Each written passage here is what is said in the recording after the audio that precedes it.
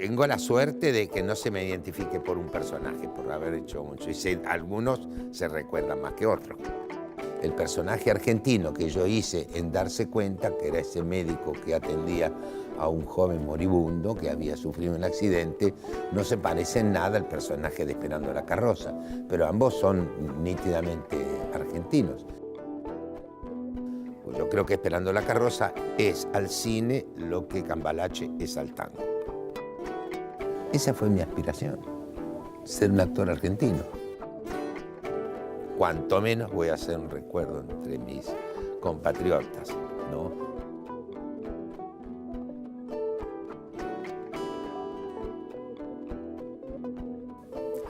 Hola, bienvenidos. Gracias, como siempre, por acompañarnos, por asistir a la clase, por compartirla. Los invito hoy a hacer un viaje extraordinario por el teatro argentino contemporáneo y de la mano de uno de los grandes del teatro argentino. Luis Brandoni, bienvenido. Muchas gracias. Gracias por la invitación. Luis, y vamos a empezar por un teatro emblemático, por el Teatro Colón. Sí. Donde no actuaste, pero leíste una vez un poema de Lucho Schwarman dedicado a Osvaldo Pugliese. Hay nombres genuinos que caminan la noche de Buenos Aires. Hay valientes creando en medio de opresiones. Hay quienes guardando ternura, millones de pájaros amantes, esconden fortalezas necesarias y muestran al otro, al semejante, cómo se puede con la vida, cómo se dura con la idea, cómo se templa con la lucha. En este piano se va a sentar un hombre con el único delito del amor, de la verdad impostergable, un hombre de rara melodía insobornable, un hombre de barrio y rascacielo, un hombre muchas veces de notas entre rejas y fiero carcelero, un hombre encendido de mañanas, de canto callejero. En este piano se va a sentar un hombre con el mágico misterio de jugarse entero, andador incesante sin el miedo, aliento sin bostezo, marcador de esperanza, perseguidor de abrazos. Anda simple, con el adorno de la brisa, camina natural, como la lágrima y la risa, fecunda cantos, cielos, emociones, tiene raíz que no abandona, palabra cotidiana, acento raro, de puro, de sincero. Quisieron silenciarlo, no pudieron. Viene de estirpe inclaudicable, dice un tango y lo perdura. Es el sonido de generaciones, tiene la magia desde adentro. En su dulce sonrisa se descubre yumba pueblerina, mariposa de colores, fuente cristalina, niño siempre vivo. En este piano se va a sentar un hombre cuyo solo nombre significa que la idea de luz, coraje y sentimiento retorna indestructible con los tiempos. Respeto. Respeto. En este piano se va a sentar Pugliese, que es como nombrar mi pueblo.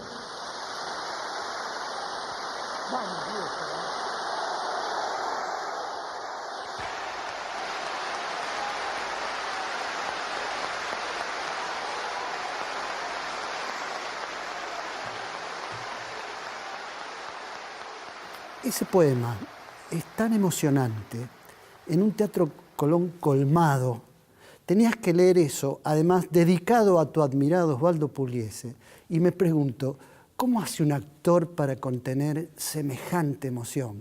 Porque si para el que escucha es tan conmovedor, me imagino para vos lo que era esa noche. Fue una noche muy especial, tal vez una de las noches más importantes de mi vida, por infinidad de razones. La primera de ellas es que la música de mi vida es el tango, y mi hermano mayor era hincha de Osvaldo Pugliese, y yo desde muy niño no me acuerdo que yo no lo descubrí el tango se metió, era parte de mi casa, de mi vida, de mi barrio, ¿no? De modo que también en recuerdo de mis años de niño. Pero ¿cómo se hace? Yo me preparé para eso, yo le sugerí este poema a don Osvaldo, porque me había pedido, tuve el honor de que él me ofreciera ese honor de ser yo quien lo presente en el Teatro Colón.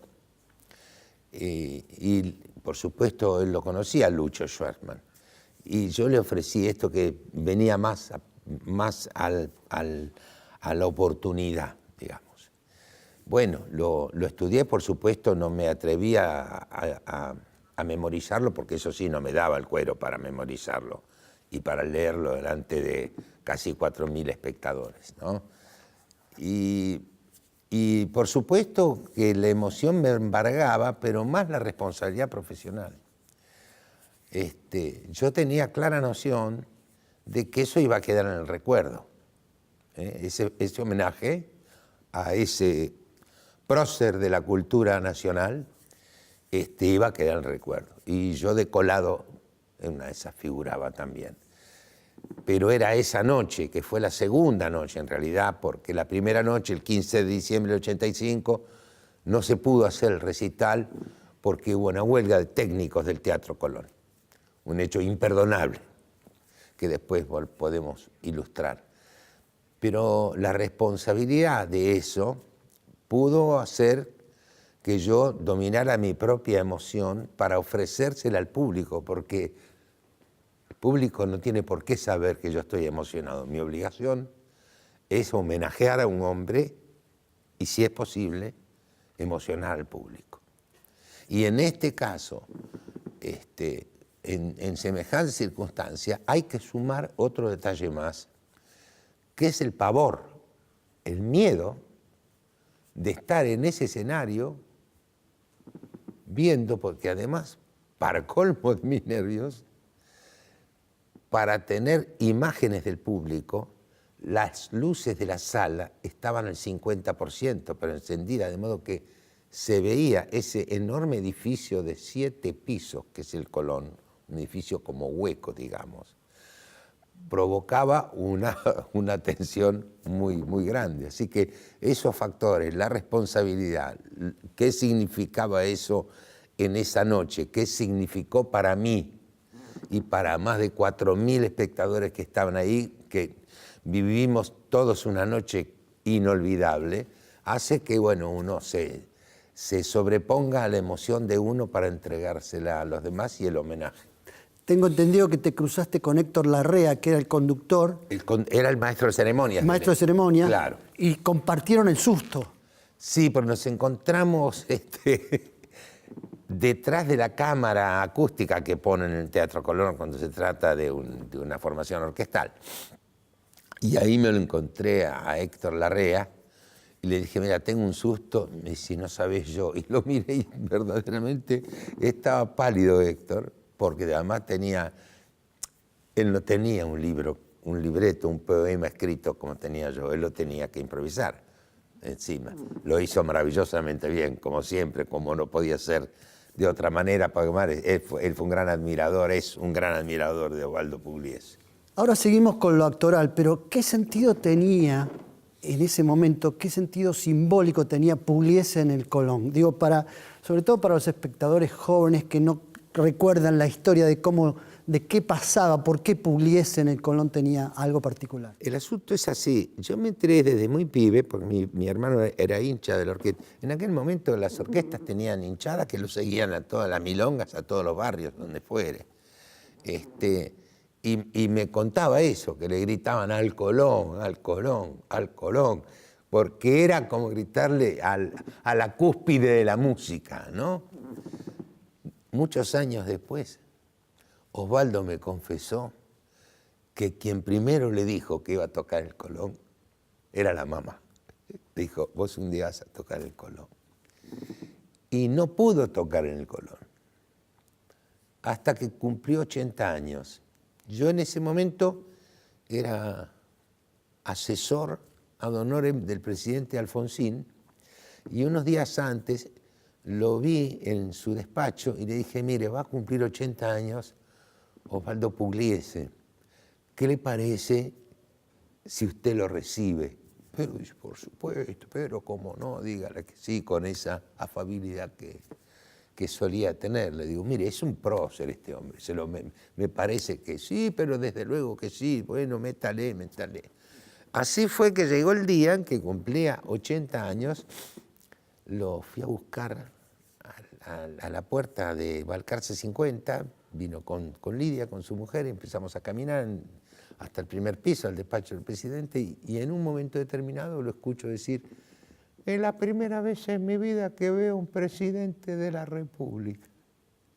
Imagínate vos, semejante personaje, el día que cumplió 80 años visitó por primera vez a un presidente.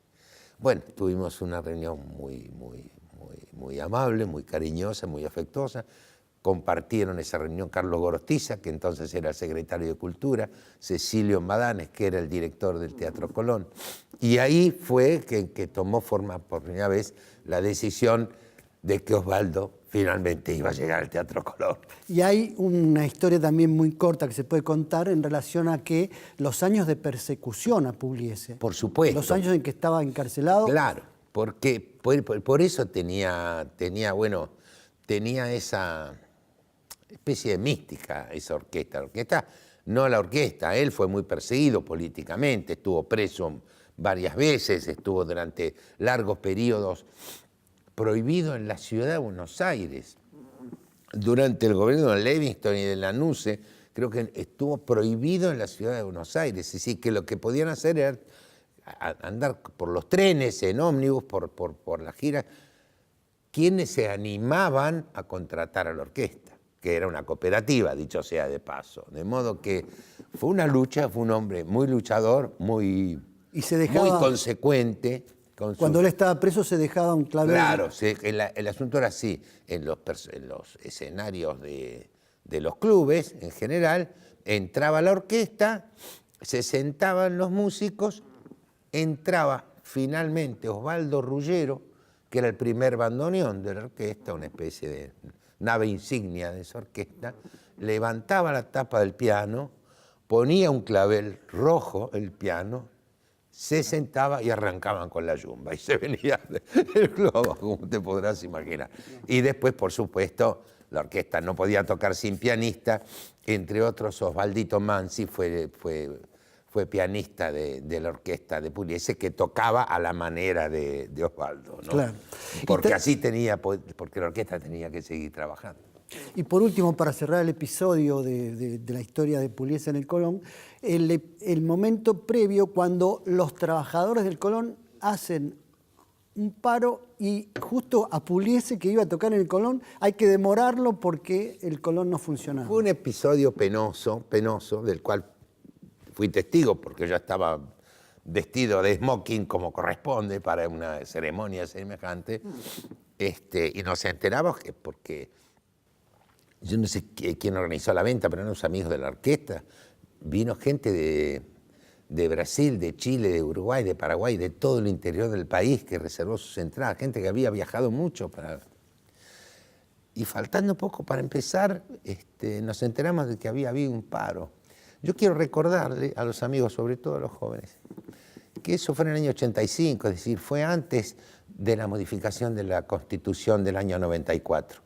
Y entonces, en aquel momento, al intendente de la Ciudad de Buenos Aires lo elegía el presidente de la República. De manera tal que el intendente era un intendente de origen radical. Lo subrayo porque esto es así. Y a los muchachos técnicos del Teatro Colón se les ocurrió hacer un paro el día que el teatro estaba además lleno y con la gente adentro. Y yo fui testigo cuando le fueron a dar explicaciones a Osvaldo. Está Osvaldo, pidieron hablar con él, dice, mire, maestro, no queremos explicarlo. Y Osvaldo, que era un ángel, realmente era un hombre pacífico, encantador y solidario, no los dejó terminar. Y les dijo textualmente, toda mi vida luché por la clase obrera y hoy que cumplo 80 pirulos, ustedes me hacen un paro. Ahí se terminó la conversación. Los técnicos tuvieron que esperar unas cuantas horas para salir por la calle Cerrito, porque había gente enojada, que había viajado mucho para ver Osvaldo, y tuvieron que volver ya no el 15 de diciembre, sino el 26 de diciembre. Pero el recital se hizo felizmente.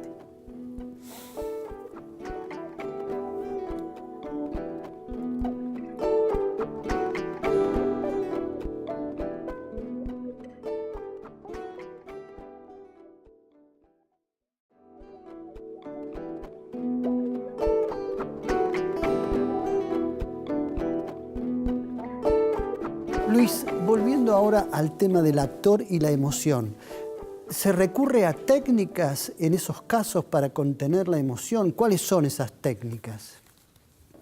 No sé. No sabría contestarte porque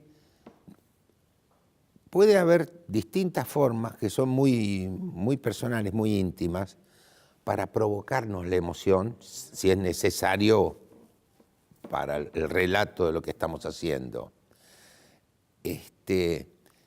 Controlar la emoción no es una cosa que hayamos hecho con frecuencia, porque si la emoción viene, pues o se expresa o se muestra la emoción, si cabe, pero es difícil emocionarse cuando no hay un clima ni una situación. De modo que no hay una técnica para eso. Sí, de pronto hay una técnica para controlar hasta un punto. Yo, como muchos otros muchachos y muchachas, tuvimos en primer año un gran maestro que se llamó Néstor Nocera, que nos explicó sintéticamente que si el actor tiene 10 de capacidad expresiva, tiene que usar hasta 9, porque hay un punto, un porcentaje de control que debe ejercer sobre el instrumento que toca, que es el mismo. De modo que uno tiene que apelar a ese uno para controlar una emoción si de repente se desborda, cosa que no me ha pasado. Y si me pasó que una escena me emocione, me dejo ganar por esa emoción y me controlo para seguir, pero no disimularla, no disimularla. Cuando te referís a los profesores, estás hablando del conservatorio. Sí, del conservatorio. Del Conservatorio Nacional. ¿Qué otras marcas recordás, así como profesores referentes y señales de instrucciones que todavía hoy funcionan? Muchas. Tengo centenares de compañeros y compañeras del conservatorio que recordamos casi a diario, te diría, a nuestros maestros, nuestros queridos maestros, en un cuerpo de profesores irrepetibles. Yo tuve 4 académicos de la lengua como profesores de Historia del Arte, de Historia del Teatro, Osvaldo Bonet, yo recuerdo cosas de todos ellos. Lamentablemente no me tocó ser alumno de Antonio Cunil Cabanellas, que era el director de lo que fue el Conservatorio primero, la Escuela Nacional de Arte Dramático, y ahora es un organismo universitario.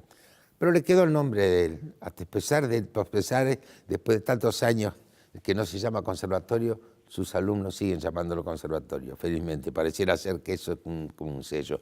Y recuerdo muchas cosas de ellos, muchos. ¿Instrucciones concretas? Sí, muchas de esas, muchas cosas. Cosas que que nos marcaban un camino, era como un camino. Por ejemplo, Nocera decía que el actor tiene que ser un campeón de la libertad, porque se tiene que manejar dentro de dos márgenes muy estrictos. Uno es el texto y el otro es la dirección. Y en ese espacio chiquitito tiene que saber encontrar la libertad para poner su impronta. Esas cosas uno no las olvida. Claro.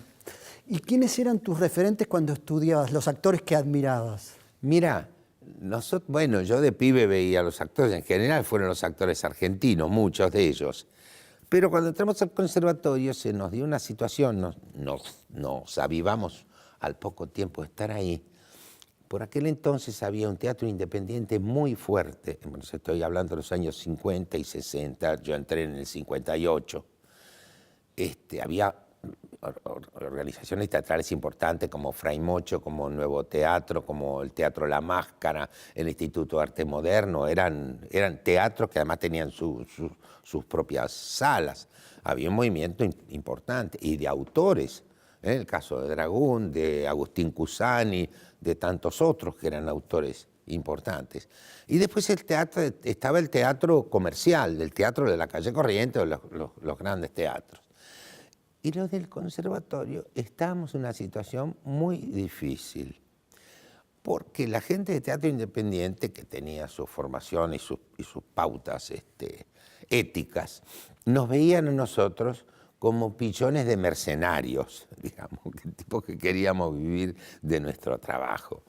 Y no nos quería mucho. Y los profesionales, como no estaba tan, no había cundido tanto la educación teatral, la formación, estaba el conservatorio, nos miraban con un poco de recelo y dice, ¿qué van a aprender teatro? El teatro se aprende gastando la suela de los zapatos, de modo que estamos en la mitad del sándwich. De manera que creo que, bueno, además por la formación, tuvimos muchos modelos que fueron nuestros antecesores, los egresados anteriores.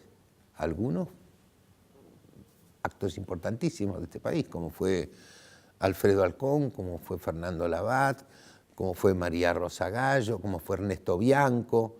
Estos eran nuestros modelos, porque además ellos habían hecho el conservatorio y además nuestros maestros. ¿Había alguno en particular al que vos seguías así como...? Y bueno, Alcón era uno de ellos, Fernando Labat fue maestro nuestro, Osvaldo Bonet era un director muy importante, Osvaldo Bonet fue director de una compañía que encabezaban Alfredo Alcón y María Rosa Gallo, que hicieron un repertorio extraordinario. Teníamos la posibilidad de ver a la Comedia Nacional, porque el asunto era conseguir entradas en una etapa de una enorme escasez económica. Y entonces, como éramos alumnos del conservatorio, al Teatro Cervantes, ahí entrábamos con la entrada libre. Y veíamos todo el teatro que podíamos. Por aquel entonces había una Comedia Nacional que dirigía don Oreste Caviglia, y había grandes actrices, Eva Donger era una de ellas, Inda Ledesma. Había una cantidad de actores importantes que eran nuestros modelos porque, bueno, queríamos seguir ese camino y lograr esa aspiración legítima para mí, que la tuve desde antes de encontrar este camino. Yo quería ser actor y tenía la pretensión, si fuera posible, de vivir de eso. Pero entonces ahí es cuando yo me propuse, digo, bueno, hay que estudiar esto para... ¿Cuándo reconociste tu vocación y cómo nació esa vocación? Siempre es un poco impreciso ese momento, ¿no? Ese momento es impreciso. Pero... ¿Había influencia del barrio, no, de del la barrio familia? No, ni mi familia tampoco. ¿Vos sos de Sí, Doc me Sud? gustaba, hay una cosa que me enloquecía a mí la vida, que era la radio. Yo escuché mucho radio desde muy niño, cuando en la radio además había muchas ficciones. Yo escuchaba todo. Radioteatros. Radioteatro, teatro, cuando se transmitía por lo que hoy es Radio Continental, ahí estaba Radio Porteña, se transmitían obras de teatro en vivo, de modo que eso también me estallaba la cabeza. Y los programas cómicos, Nini Marshall y Fidel Pintos y Don Luis Andrini, todo eso yo lo escuchaba mucho. Y además en Doc Sur, que era mi barrio, ahí estaba el cine Select, donde prácticamente daban siempre cine argentino, de modo que ahí yo podía ir solo, y vi mucho cine argentino. Y ahí seguramente eso me provocaba la fantasía de ser actor. Después tuve una incursión en un teatro infantil para niños, el Teatro Infantil Juanchos, que era un teatro de niños que hacíamos obras para niños. A los 11 años estuve casi un año haciendo gira por el Gran Buenos Aires y eso, haciendo obras cortas.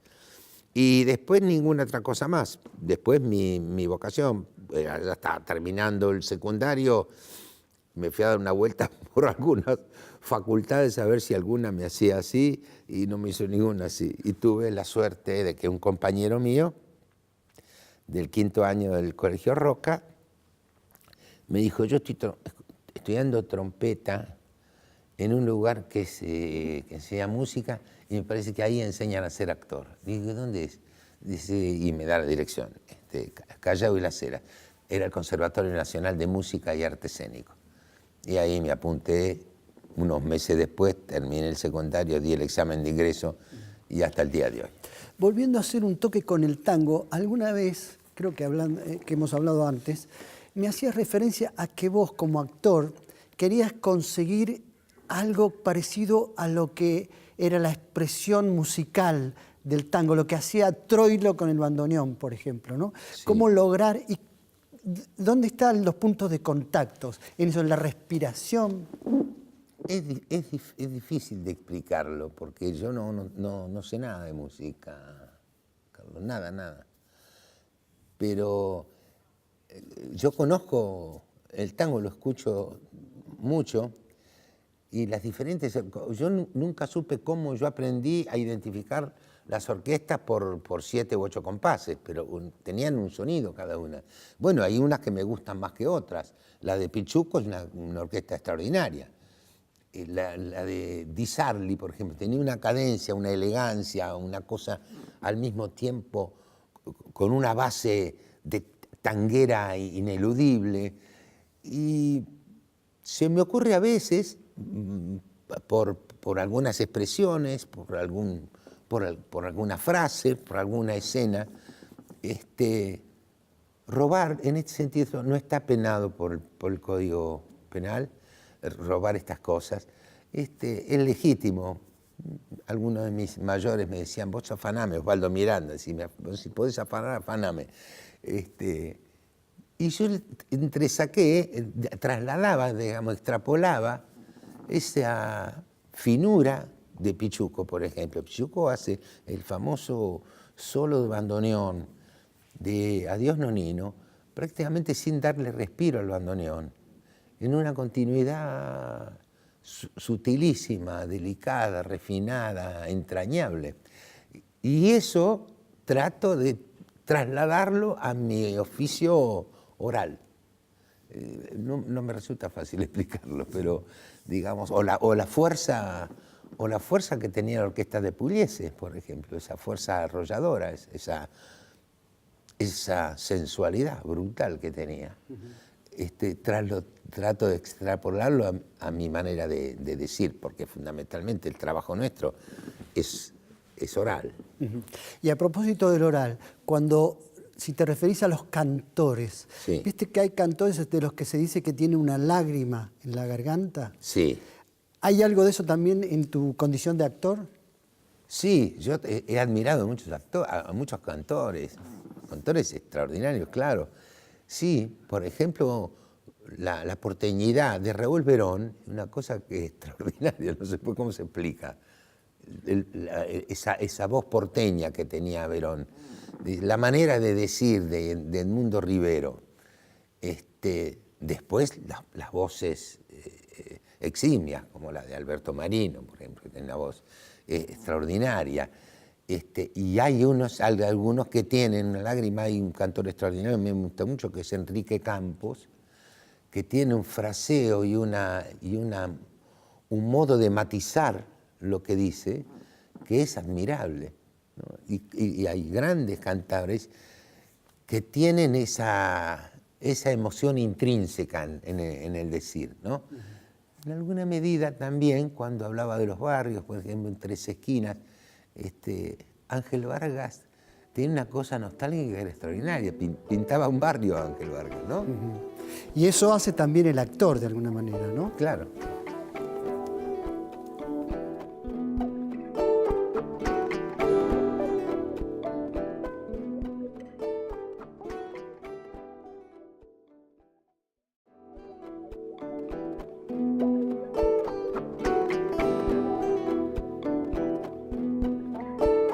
Luis, en la carrera de los actores siempre están pretendiendo, están aspirando a un personaje consagratorio.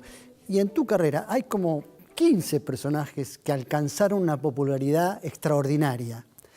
¿Qué pasa cuando un actor llega a ese lugar? ¿Cómo hace para que la gente deje de reconocerlo como el personaje, digo, por ejemplo, en Mi cuñado, cuando trabajabas con Ricardo Darín, ¿no? Sí. O en las películas, el de Esperando la carroza, y así con cada personaje que te tocó interpretar, que tuviste siempre puntos muy altos de audiencia, de reconocimiento, de popularidad.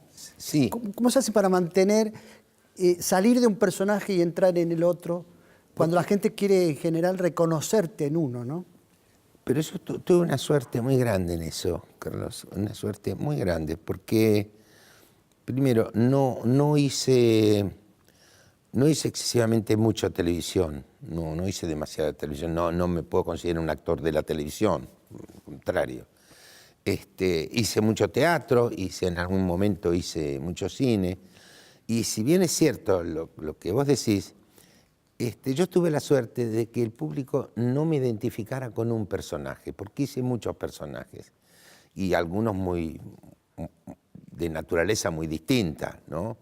De modo que en ese sentido tengo el orgullo de decir que la gente me reconoce por mi nombre, no por el nombre del personaje, más allá de la notoriedad o del recuerdo que le ha dejado a la gente. Digo, yo hice un programa que se llamaba Buscavidas y que todavía está en la memoria de muchos argentinos y argentinas, en general mayores, porque ocurrió en los años 80.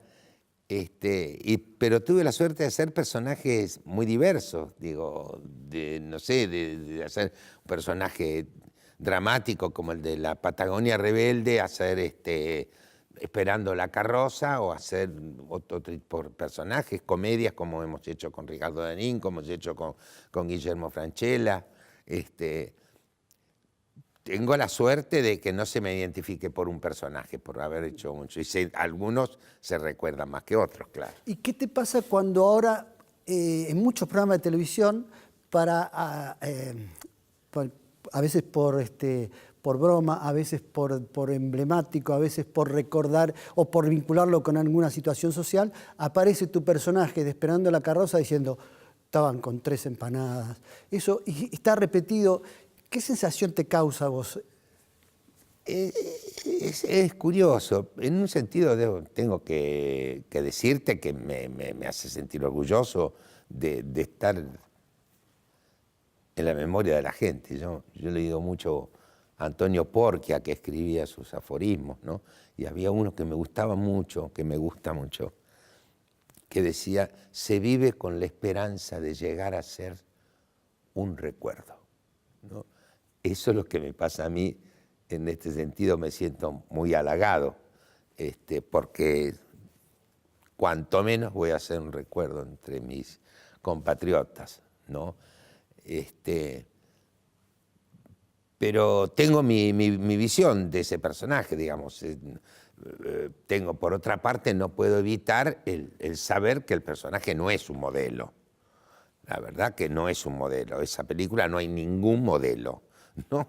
Pero esto es lo que nos gusta mucho a los argentinos, ¿no? Pues yo creo que Esperando la carroza es al cine lo que Cambalache es al tango, ¿no? Que crea una admiración, un fervor y una entrega extraordinaria. Ninguno de los dos son verdaderamente edificantes, pero no puedo menos que sentirme halagado porque la gente me reconoce además en esa escena no solo las características de un argentino promedio, por así decirlo, sino que valorizan lo catastrófico, lo cínico, lo irónico de eso, porque no es un chiste, esa escena tiene chistes, no es una ocurrencia, es un acto de una hipocresía extraordinaria. Terrible. Entonces, sí. digamos, también hay una lectura inteligente de eso, en ese sentido me halaga mucho. Y además es inevitable, yo lo vivo con bastante naturalidad. Bastante. ¿Y cuál es tu interpretación de por qué los argentinos convirtieron esa película, Esperando la carroza, en tan emblemática, recordada y hoy además admirada por gente joven que ya no tiene que ver Extraordinario, es un caso extraordinario. Igual que Cambalache, en definitiva, ¿no? Pero es un caso extraordinario porque es una película que yo considero viva. Y hace 32 años que se estrenó. Hace 32 años que se estrenó. ¿Y qué es lo que dice de nosotros? Bueno, nos permite identificarnos. Primero, nadie dice que es una película alemana, digamos, ¿no? Esto en primer lugar, hay un reconocimiento de que somos bastante parecidos a esos personajes. Tenemos algunas características similares. Pero después es un misterio. Yo recuerdo cuando lo filmamos, no tengo ningún recuerdo en particular sobre esa escena. Alejandro Doria, que fue un grandísimo director de cine, tampoco recordamos que haya sido tan notoria. Había algunas cosas que imaginábamos, por supuesto, que eran graciosas. La dirección de Doria de hacer de esto un grotesco, que es un género que además nos pertenece de algún modo, mucho, desde el teatro chico, desde el sainete para acá, el grotesco que supo escribir e implantar dentro de nuestra dramaturgia los discépolos, etc. Pero después es un misterio, porque ¿quién se pudo imaginar esto? Digo, es un fenómeno de identificación muy, muy profundo. Hay gente que conoce la línea de diálogos de memoria, muchísimos argentinos, se podría hacer un concurso. Pero fundamentalmente creo que es eso, nos sentimos muy identificados con ese tipo de personajes y nos reímos, como decía, creo que el eslogan de la película decía: vamos a reírnos de nosotros mismos. Eso es. Si uno le preguntara a los espectadores, a los que te ven en el cine, en el teatro, además, si uno pudiera hacer seguramente coincidiríamos todos en que Luis Brandoni es el actor argentino, el que más rápidamente representa a los personajes argentinos. Creo que tiene que ver con que hiciste mucho teatro argentino, pero además como que tenés una característica especial como actor. Sos capaz de rápidamente de hacernos sentir como espectadores que somos eso. Es parte de tu verdad como actor. ¿Es así? Es así. Fue mi aspiración. Esa fue mi aspiración, ser un actor argentino. Y para eso me preparé para este oficio, me pasé la vida observando los distintos personajes que aparecían en mi vida, mis maestros de la primaria, mis profesores de la secundaria, mis autoridades en el servicio militar, la gente por la calle. Me parece que eso formó parte de mi formación como actor, de mi catálogo, por decirlo de alguna manera. Y me empeñé en hacerlos. Y porque no son todos iguales, los hay de muy distinta naturaleza. Digo, el personaje argentino que yo hice en Darse Cuenta, que era ese médico que atendía a un joven moribundo que había sufrido un accidente, no se parece en nada al personaje de Esperando la carroza, pero ambos son nítidamente argentinos. Y esa fue en realidad mi aspiración, por eso desde el año 71 hasta ahora creo que hice más de 30 espectáculos de teatro y 4 de autores extranjeros, no porque no los aprecie, sino los hice antes, al principio de mi carrera, por lo que sí me di cuenta, y es una de las razones por las cuales hice autores argentinos. Cuando yo estuve en la Comedia Nacional, que hice 9 títulos en 2 años, para un joven actor fue una bendición, ¿te imaginas?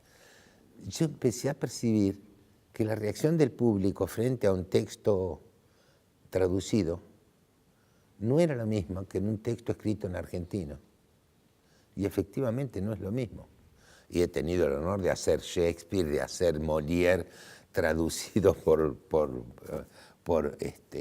por grandes traductores y obras extraordinarias. Bueno, tuve el honor de hacer una aspiración personal mía, que era hacer Un enemigo del pueblo, dirigido por Sergio Renán en el 2006. Es un autor. Esas son las cosas que me quedan de los maestros, ¿ves?, del conservatorio. En la primera clase de historia del teatro, Alfredo de la Guardia, que era el profesor, dijo: bueno, señores, la historia del teatro se divide en 2, antes y después de Ibsen.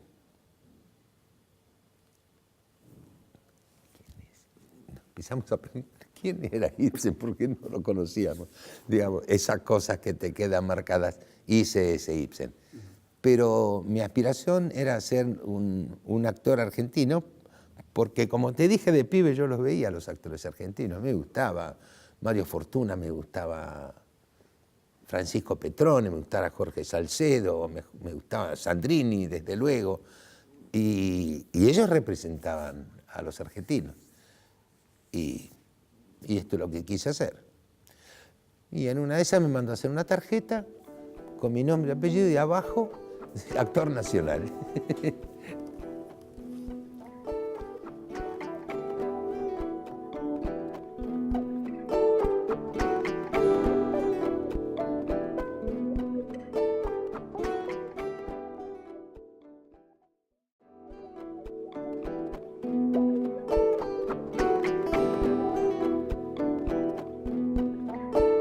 ¿Por qué no te daban trabajo en cine cuando eras joven? No, te aprovechás de lo que se dice entre cortes. No, cuando yo empecé en la profesión en el año 62. Bueno, andábamos con ansias de trabajar. Si podíamos pillar un bolo en televisión, estábamos felices. Si te salía algo de cine, ni te cuento, ¿no? Tocabas el cielo con las manos. Y resultaba que no cuajaba, porque al conservatorio, para los exámenes de fin de año, venía gente de cine, asistentes de dirección, por ejemplo, todos asistentes de Torre Nilsson, gente que lo conocía a los maestros nuestros, y entre sacaban, veían gente, era una especie de ir a ver un semillero.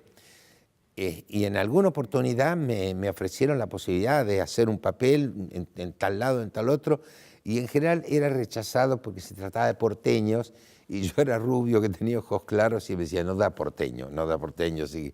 Y será eso también, por eso me empeñé en hacerlos al detalle, pero me pasó bastantes veces. Sí. Luis, hay un costado tuyo de la vida actoral también que tiene que ver con el sindicato. Fuiste mucho tiempo secretario de la Asociación de Actores, y además por esas causas también y por tu militancia política sufriste persecuciones que poca gente recuerda hoy o sabe, sobre todo la gente joven. A vos te amenazó la AAA en 1974, sí. Tuviste que irte del país. Ese fue un acontecimiento. Sí. ¿Podés recordar el...? Sí, fue una amenaza de la AAA. Que te obligó a irte del país. Que nos amenazaban con darnos, nos amenazaban de muerte si no nos íbamos en 24 o 48 horas del país. Y me fui, pero digamos, yo regresé 10 meses después. Mi exilio fue muy breve porque es todo lo que pude resistir. Y volví. Esto es un episodio. Después me secuestraron en el 76. Bueno, a eso iba. Bueno. En el 76 sufriste un secuestro de la banda de Aníbal Gordo en aquel momento. Sí, los mismos que me amenazaron eran ellos, la AAA.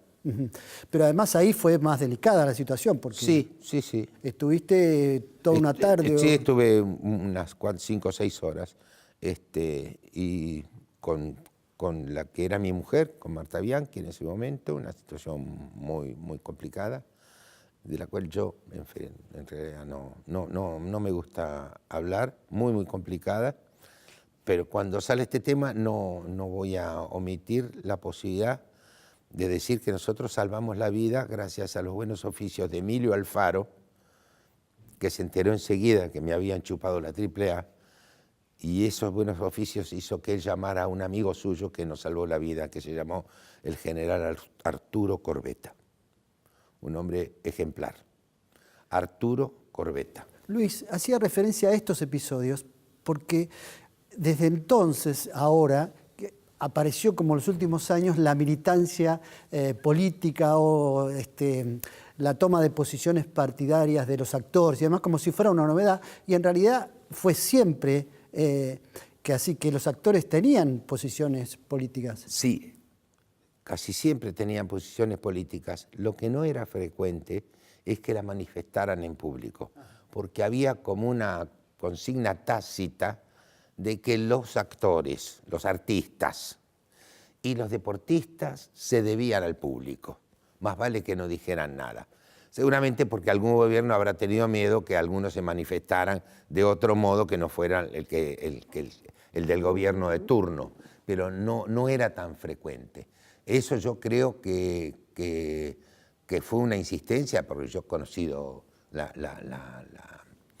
la identidad partidaria de muchos actores que no la hicieron manifiesta públicamente porque implicaba peligro. Desde ya, durante el primer peronismo, hubo exilios.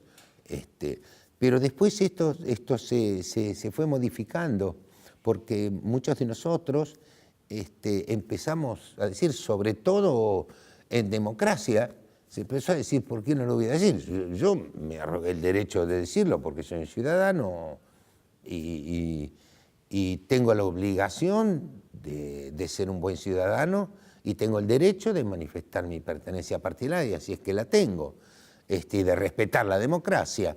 De modo que ahora eso se puede manifestar porque no implica riesgos.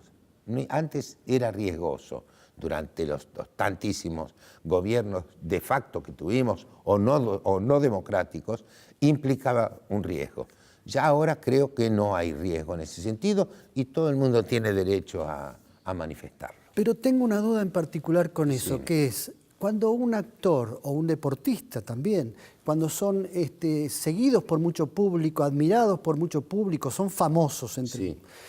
¿No es de algún modo una malversación de esa fama pretender o hacer saber hacia un partido o hacia otro sus posiciones políticas? Yo te voy a contestar desde lo personal.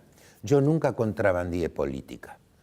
Yo cuando trabajé como actor, toda la vida que trabajé como actor, yo dije los textos que habían escrito otros y que no eran partidarios. Y la política yo la hago en un partido político, que en mi caso es la Unión Cívica Radical. Y eso el público, tengo que decirlo con gratitud siempre, me lo reconoce. Todo el mundo sabe qué soy yo y quién soy yo. Por eso quienes me van a ver al teatro, y además tienen que pagar entrada para eso, no son todos radicales, para nada. Pero me lo reconocen y me lo agradecen. Y te voy a contar una intimidad. Más de una vez me ha pasado, más de una vez. Gente que me ha visto por la calle, me ha cruzado por la calle, dice, Brandoni, eso es un fenómeno, lástima que seas radical. Yo eso lo vivo como un piropo, porque quiere decir, no me importa si somos de otro partido, pero yo te reconozco como actor. Y esto yo lo tengo que agradecer al público, eso me pasa casi todos los días. Que no implica, bueno, puede ser que alguien diga, no, yo ese radical no lo voy a ver, pero no es común. Digo, ¿quién podía negarse de admirar a Juan Manuel Fangio, por ejemplo, ¿no? Que era una figura? Yo llegué un día a Europa en el 64 a Orly, se paralizó el aeropuerto de Orly porque llegaba Fangio, ya hacía 8 años que había dejado de correr. No sé a qué partido, si él tenía alguna idea política, pero no lo decían, no se decía porque implicaba incluso ese riesgo que vos decís de parcializar en todo caso un público o una adherencia como puede tener un jugador de fútbol. De parte nuestra, Luis, Lo que queremos es agradecerte este viaje que hemos hecho, Gracias, que nació querido. en el Teatro Colón y que llega hasta este momento. Y particularmente lo que nos importa es que sos buen actor y que te lo agradecemos mucho en nombre de generaciones de espectadores. Muchas gracias. Gracias, Luis.